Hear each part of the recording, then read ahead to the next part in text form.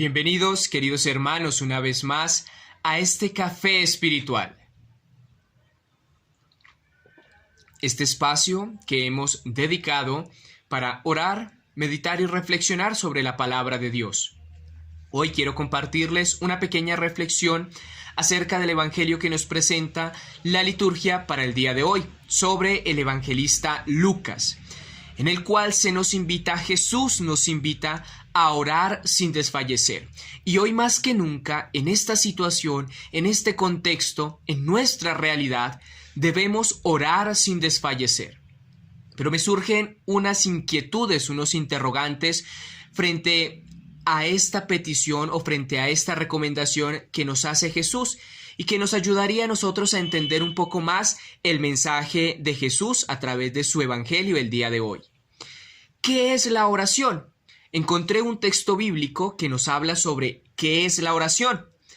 El texto es de Mateo 6, versículos 7 al 8, en el que se nos invita a no usar palabrerías vanas como los gentiles, puesto que Dios ya sabe de antemano qué es lo que nosotros necesitamos.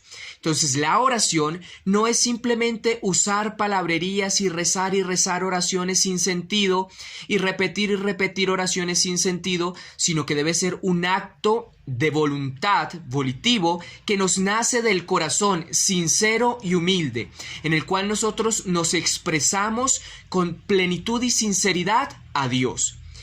No es pedir. Tampoco es agradecer. No. La oración es esa forma de donarnos y entregarnos a Dios con toda nuestra alma, con todo nuestro ser, con toda nuestra mente, y entregarnos a Dios y hacer de nuestra vida y de lo que nosotros realizamos en nuestro diario vivir una completa oblación, entrega, donación a Dios. Y Él ya de antemano sabe qué necesitamos y nos lo concederá. Además de qué es la oración, me pregunto cómo orar. Y hay 3 textos bíblicos que nos iluminan sobre cómo debemos orar. El primero es el Evangelio de Lucas en el capítulo 11, versículo 1, que los discípulos le dicen a Jesús: Señor, enséñanos a orar. Y Jesús les enseña el Padre nuestro que estás en el cielo. Esa es una forma de orar. Orar con el Padre nuestro, pero sintiendo cada palabra y viviendo cada palabra que nosotros elevamos al Señor, convirtiéndolo en nuestra propia vida.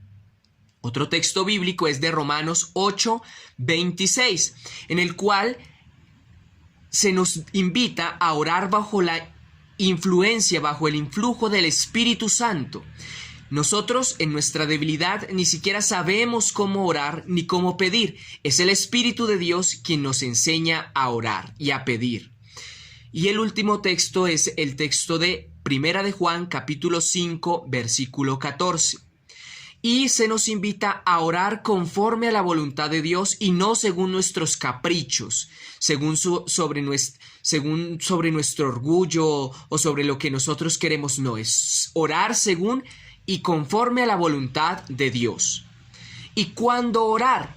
Filipenses capítulo 4, versículo 6 al versículo 7 nos dice: orad en todo momento, en toda ocasión, orad y rezad al Señor, implorando, pidiéndole y dándole gracias por todo lo recibido. Y una última recomendación: tener nosotros siempre esa actitud de gratuidad hacia el Señor, porque cuando nosotros tenemos una mentalidad caprichosa, egoísta, negativa, nosotros no podemos identificar la respuesta que Dios da a nuestras peticiones en el diario vivir.